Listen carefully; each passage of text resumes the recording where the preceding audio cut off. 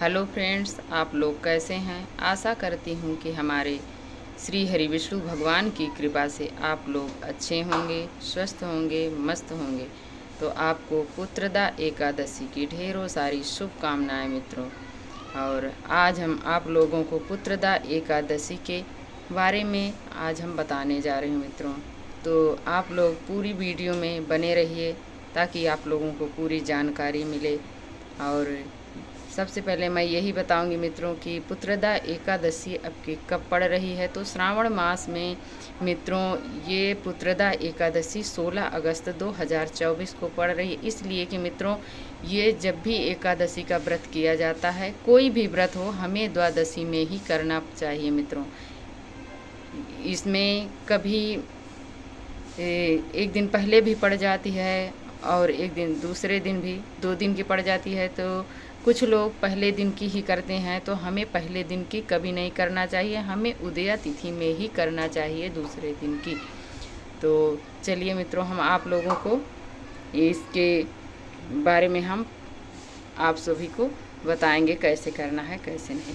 तो सबसे पहले मित्रों, यदि आपके घर में यदि लड्डू गोपाल हैं तो ठीक है, यदि नहीं है, आपके घर में विग्रह रूप में है भगवान, तो सबसे पहले आप जिस दिन व्रत करेंगे सबसे पहले उठें, सुबह जल्दी उठें। अपने नित्य कर्मों से निवृत्त होने के उपरांत हमें जल्दी स्नान करना चाहिए, स्वच्छ कपड़ा पहनें। और यदि आपके घर में मंदिर में हो सके तो ठीक है, यदि नहीं है तो आप अच्छी स्वच्छ जगह पर आप एक चौकी लगाएं। पहले जल का छींटा दें और छींटा देकर आप उस जगह को अच्छे से क्लीन कर लें। फिर एक चौकी लगाएं, उस पर आप चाहे पीले रंग का या रेड कलर का आप वस्त्र बिछाएं। फिर उस पर फूल का या तो तिल का आसन देते हुए हमें भगवान को वहाँ पर विराजमान करना चाहिए। इसलिए कि मित्रों इस व्रत में हमें अन्न का प्रयोग नहीं करना है, तो आप चाहे फूल का आसन दें या तिल का आसन देते हुए भगवान को वहाँ पर विराजमान करें चौकी पर।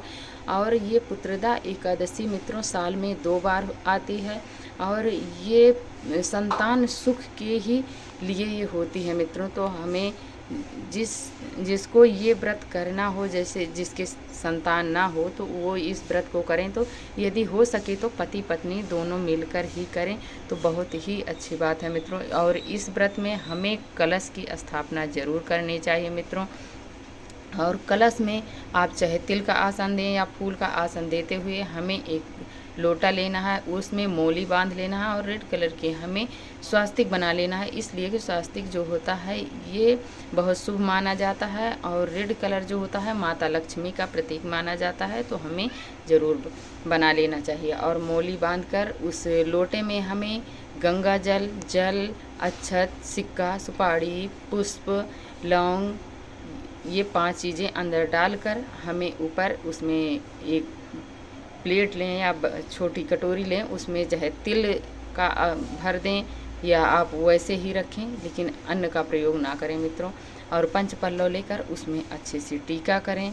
और भगवान को भी श्री हरि विष्णु को तो पीले चंदन का टीका करें और गणेश जी को, माता लक्ष्मी को रेड कलर का सिंदूर हो, कुमकुम हो, रोली हो, उससे हमें टीका करना है।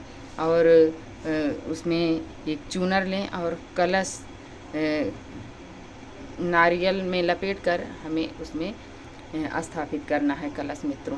फिर उसके उपरांत यदि आपके पास विग्रह रूप में है भगवान, तो उन्हें जल से छींटा दें और उन्हें मानसिक रूप से आप स्नान करवाएं और उन्हें अंदर ही अंदर अपने मन में मानसिक रूप से अंग पोषण करें, उन्हें वस्त्र धारण करें।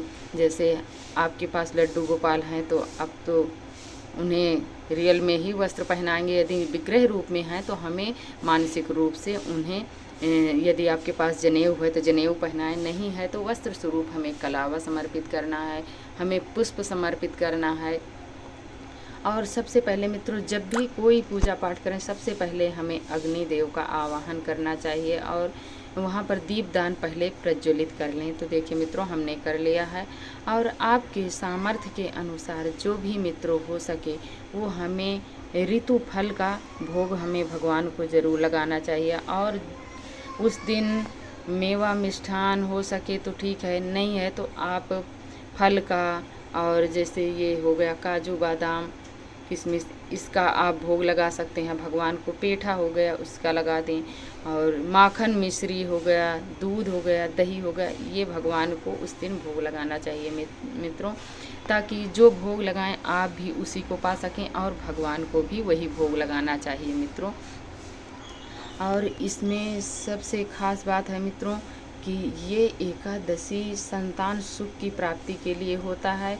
और जब ये व्रत करें तब पति पत्नी दोनों हाथ में पुष्प लेकर या तो हाथ में दक्षिणा लेकर ही भगवान के सामने खड़े होकर हमें संकल्प लेना चाहिए कि हे भगवान, आज मैं आपका ये व्रत करने जा रही हूँ, मैं इस कामना के लिए कर रही हूँ, ये कामना हमारी ज़रूर पूर्ण करना। तो हमारे भगवान इतने दयालु हैं मित्रों कि वो ज़रूर आपकी मनोकामना को पूर्ण कर देंगे। और इस व्रत को चाहे जो व्यक्ति जिस कामना से करता है, ये पुत्रदा एकादशी जो होती है अपने आप में बहुत ही खास मित्रों होती है, बहुत ही खास मानी जाती है।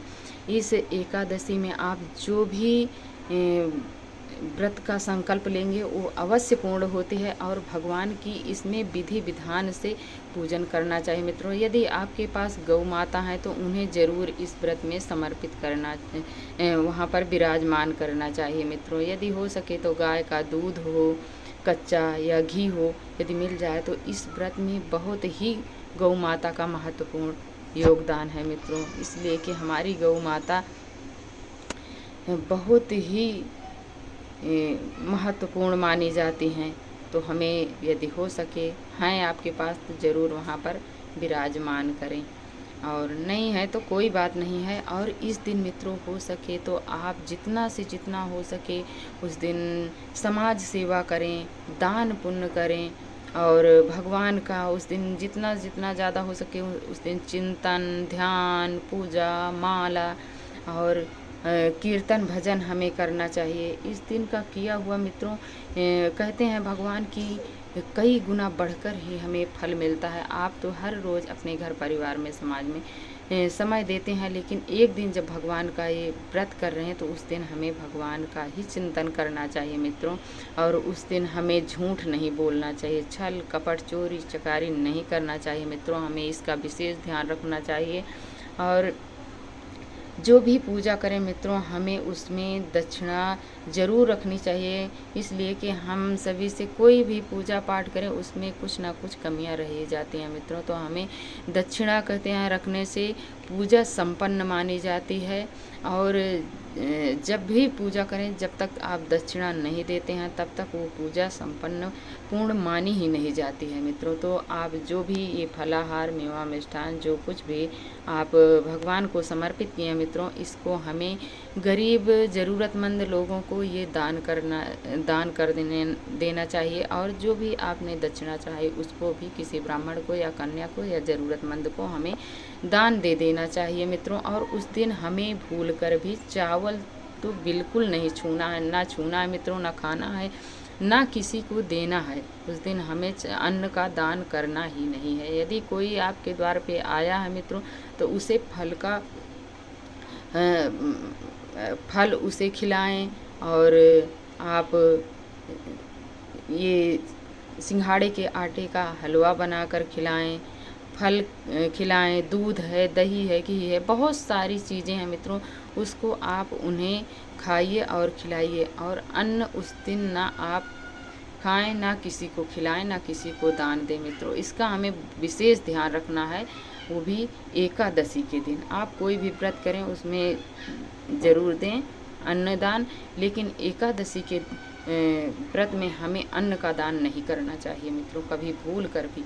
और इस दिन जितना से जितना हो सके हमें उस दिन दान पुण्य का महत्व बहुत बताया गया है मित्रों, तो हमें दान पुण्य ज़रूर करना चाहिए।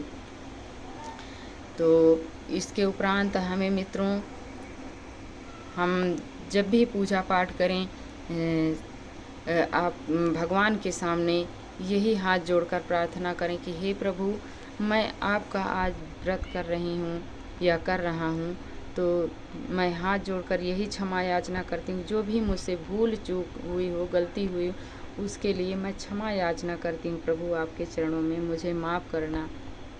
मैं इंसान हूँ, मुझसे कोई ना कोई तो गलतियाँ हो ही जाती हैं। तो हमारे भगवान इतने करुणामयी हैं कि वो ज़रूर आपको क्षमा कर देंगे मित्रों। तो हमें ऐसे ही पुत्रदा एकादशी का हमें व्रत करना चाहिए मित्रों। तो ये वीडियो आप लोगों को कैसी लगी? यदि थोड़ी भी यूजफुल हो तो मित्रों हमें लाइक सब्सक्राइब करना ना भूलें। हमें प्यारा सा कमेंट लिखकर ज़रूर बताएं कि आप लोगों को ये वीडियो कैसी लगी। यदि अच्छी लगी है तो कमेंट में ज़रूर लिखकर बताएं मित्रों। और वीडियो देखने के लिए आप सभी को बहुत बहुत धन्यवाद मित्रों। जय श्री कृष्णा। राधे राधे। श्रीमन्नारायण।